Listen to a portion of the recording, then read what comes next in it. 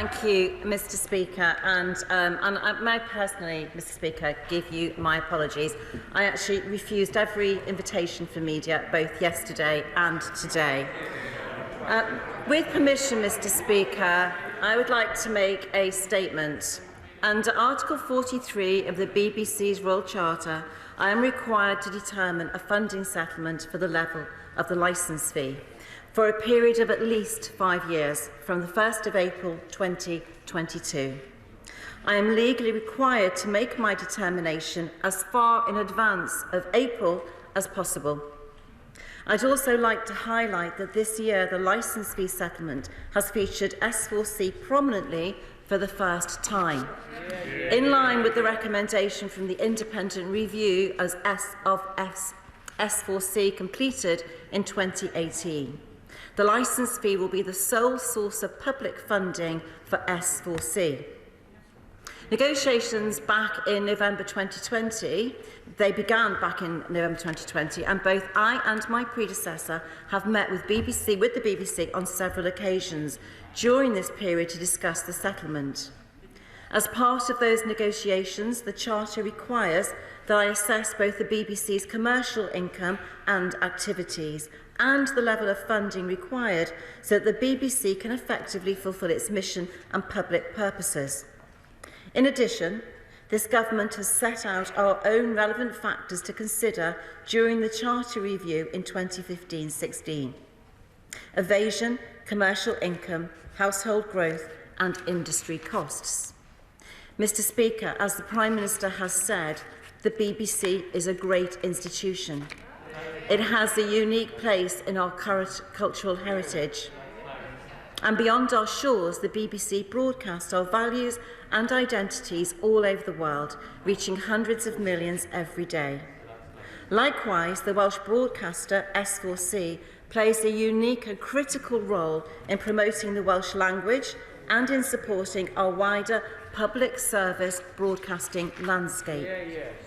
However, Mr Speaker, in reaching this settlement, I had to be realistic about the economic situation facing households up and down the country. The global cost of living is rising, and this government is committed to supporting families as much as possible during these difficult times. Given that climate, we had to think very carefully about imposing potential increase on the TV licence, particularly given that any increase would expose families to the potential threat of bailiffs knocking on their door or criminal prosecution. When it comes to monthly bills, this is one of the few direct levers that we have in our control as a government. And in the end, Mr Speaker, we simply could not justify putting extra pressure on the wallets of hard-working households. Every organisation around the world is facing the challenge of inflation. I simply do not believe that those responsible for setting household bills should instinctively reach into the pockets of families across the country for just a little more every year to cover those costs.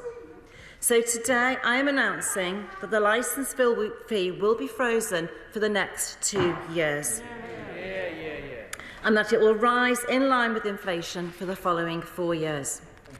The BBC wanted the fee to rise to over £180 by the end of this settlement. Instead, it will remain fixed at £159 until April 2024. That's more money in the pockets of pensioners, in the pockets of families who are struggling to make ends meet. Mr Speaker, we are supporting households at a time when they need that support the most. And this settlement sends an important message about keeping costs down while also giving the BBC what it needs to deliver on its remit. This approach to funding will be the same for the BBC and for S4C.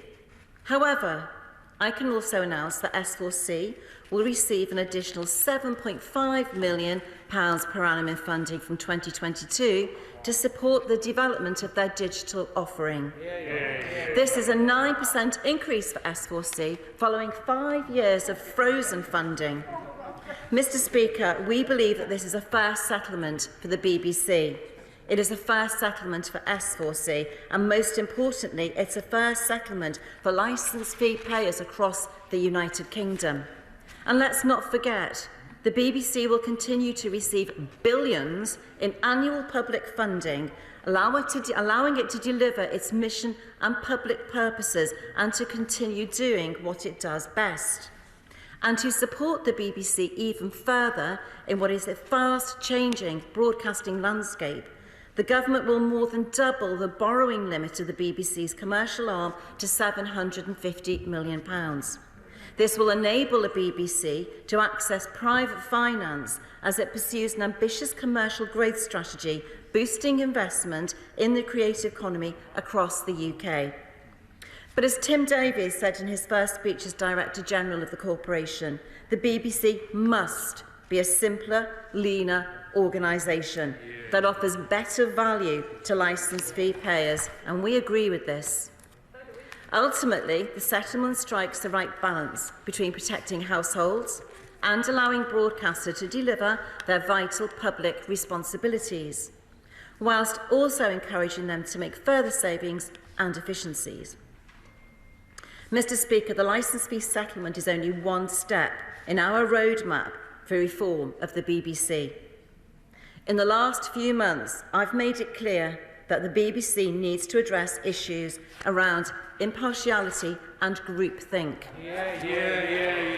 Those problems were highlighted definitively by the recent Sirota review, and the BBC's own leadership rightly recognised those findings in full and committed to deliver all of the review's recommendations in its 10-point action plan on impartiality and editorial standards. And I have had constructive discussions with the BBC about these issues in recent months. But the BBC now needs to put those words into action. It needs to convince the British public that those changes are in fact being made and to provide regular and transparent accounts of its progress.